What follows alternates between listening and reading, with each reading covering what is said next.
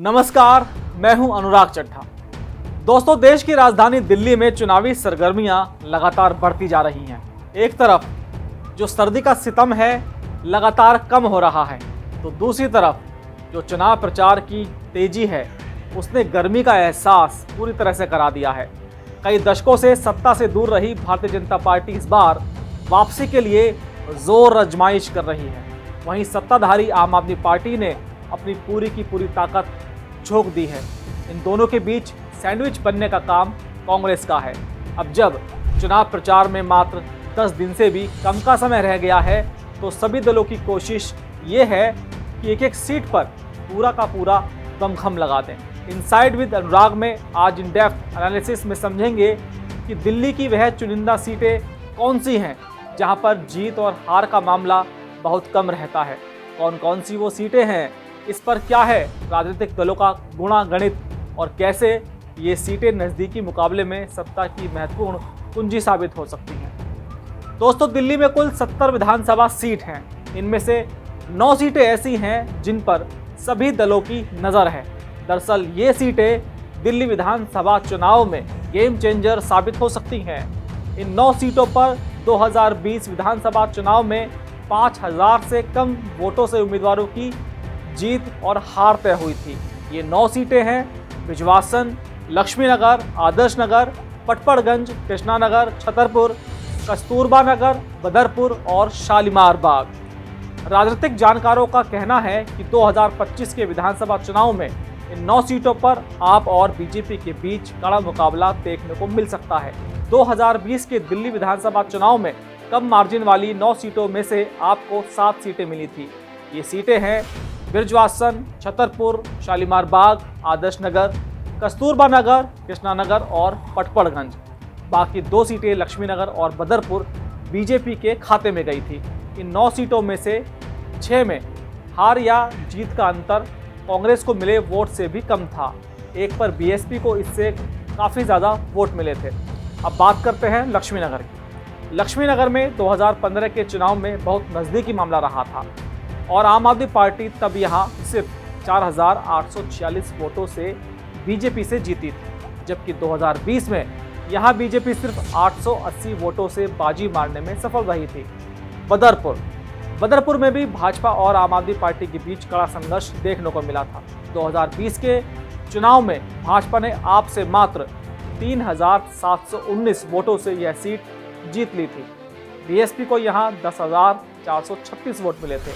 2015 के विधानसभा चुनाव की बात करें तो उसमें आप बदरपुर में 47,583 वोटों के विशाल अंतर से चुनाव जीती थी। बिजवासन में संघर्ष काफ़ी दिलचस्प होने की उम्मीद है। 2015 में जहां आपके कर्नल देवेंद्र सिंह सहरावत, वहीं साल 2020 में भूपेंद्र सिंह जून ने आपकी झाड़ू के दम पर विरोधियों का सफाया कर दिया था। 2015 की तुलना में 2020 में आपकी जीत के मतों के अंतर में भारी गिरावट आई है। 2015 में जहां आपने 20,000 से अधिक मतों से जीत दर्ज की थी, इसके बाद साल 2020 में हालात थोड़ा सा बदले, लेकिन इस बार भी आम आदमी पार्टी ने यहां से बाजी मारी। आपके भूपेंद्र सिंह जून महज 753 मतों से विजयी रहे। इस तरह से महज 1% से भी कम मतों के अंतर से बीजेपी को हार का मुंह देखना पड़ा था। बिजवासन सीट पर कांग्रेस अगर अपना वोट बैंक वापस लेने में कामयाब रहती है तो आपके लिए ये खतरे की घंटी हो सकती है। बीजेपी ने इस बार कैलाश गहलोत को मैदान में उतारा है, जो केजरीवाल सरकार में मंत्री थे। पटपड़गंज विधानसभा, पटपड़गंज की कहानी भी कुछ ऐसी ही है। यहाँ 2015 में मनीष सिसोदिया, जो कि डिप्टी सीएम थे, 28,000 से भी अधिक वोटों से जीते थे, लेकिन 2020 में वह बीजेपी से मात्र 3,207 वोटों से आगे निकल सके थे। इन 2 चुनावों में इस सीट पर भाजपा का वोट शेयर 5 साल में 33% से बढ़कर 47% पहुंच गया है। यही वजह है कि अब की बार सिसोदिया ज़्यादा सेफ सीट की तलाश में जंगपुरा पहुंच गए, जहां पिछली बार उनकी पार्टी 16,000 से भी ज़्यादा वोटों से जीती थी।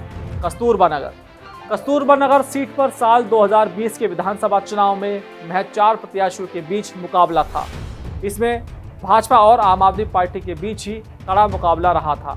तब आपके प्रत्याशी मदन लाल ने भाजपा प्रत्याशी रविंदर चौधरी को 3165 मतों के अंतर से हरा दिया था। 2015 के चुनाव की बात करें तो कस्तूरबा नगर में आपको 15,896 वोटों से जीत मिली थी। 2015 से 2020 के बीच में यानी कि 5 वर्षों में कांग्रेस ने अपना वोट शेयर 11% से बढ़ाकर 21% के पार कर लिया है और आपका रंग फीका पड़ता नजर आने लगा है। छतरपुर विधानसभा सीट पर 3 तंवर उम्मीदवारों के बीच दिलचस्प मुकाबला हो रहा है। आम आदमी पार्टी की तरफ से ब्रह्म सिंह तंवर, बीजेपी से करतार सिंह तंवर और कांग्रेस से राजेंद्र सिंह तंवर चुनावी मैदान में ताल ठोक रहे हैं। 2015 के विधानसभा चुनाव में आम आदमी पार्टी ने इस सीट पर बाजी मारी थी। आपके उम्मीदवार 22,000 से भी अधिक वोटों से जीते थे। वर्ष 2020 के विधानसभा चुनाव में आम आदमी पार्टी ने एक बार फिर से इस सीट से जीत हासिल की थी, लेकिन उनकी जीत का अंतर मात्र 3,720 रहा। यह देखना दिलचस्प होगा कि करतार सिंह तंवर यहां से लगातार तीसरी बार जीतकर बीजेपी को जीत दिला पाते हैं या नहीं, या फिर एक दशक से विधायकी से दूर ब्रह्म सिंह तंवर आम आदमी पार्टी की नैया पर सवार होकर चुनाव में सफलता अर्जित करते हैं। शालीमार बाग में भी आम आदमी पार्टी की बढ़त बहुत कम पड़ती नजर आ रही है। यहां 2015 और 2020 में आपकी वंदना कुमारी की टक्कर बीजेपी की रेखा गुप्ता से रही है। दोनों ही बार वंदना कुमारी रेखा गुप्ता पर 20 साबित हुई हैं। 2015 में वंदना ने रेखा को 10,978 मतों से हराया था, जबकि 2020 का मार्जिन घटकर सिर्फ 3,040 रह गया। इस बार भी टक्कर इन्हीं दोनों के बीच में है। कृष्णानगर सीट। कृष्णानगर में भी चुनावी गुणागणित बहुत करीबी रहा है। 2015 के विधानसभा चुनाव में आपके एस.के. बग्गा ने भाजपा की सीएम उम्मीदवार किरण बेदी को 2,277 वोटों से हराया था। 2020 के चुनाव में बग्गा ने यहां से 3,395 मतों से बाजी मारने में सफलता हासिल की थी। 2020 में इन 9 सीटों में से 7 सीटों पर आम आदमी पार्टी को जीत मिली थी। वहीं बीजेपी के खाते में सिर्फ 2 सीटें आई थी, लेकिन इन सीटों पर जीत और हार का अंतर काफ़ी कम है। इससे साफ है कि ये सीटें दोनों पार्टियों के लिए 2025 के चुनाव में अहम साबित होने जा रही हैं। वहीं कांग्रेस की भी नज़रें इन सीटों पर है। आप कांग्रेस और बीजेपी ने इन सीटों पर प्रचार काफ़ी तेज़ कर रखा है। मैं ये कहता हूँ कि जो भी पार्टी इन 9 सीटों में से सबसे ज़्यादा सीटें जीतेगी, सरकार उसी की बनने जा रही है। दोस्तों, मेरे इस विश्लेषण पर आपकी क्या राय है कमेंट बॉक्स में ज़रूर लिखकर बताइएगा। साथ ही साथ मेरे चैनल को सब्सक्राइब करना ना भूलिएगा। मात्र 10 दिन रह गए हैं दिल्ली के चुनाव में। मैं कोशिश करूंगा कि रोज़ाना 10 दिन तक मैं आपके पास दिल्ली चुनाव की एक रोचक जानकारी लेकर आऊं। तो आज की वीडियो में दोस्तों इतना ही। फिर आपसे मुलाकात होगी किसी नई वीडियो के साथ। नमस्कार।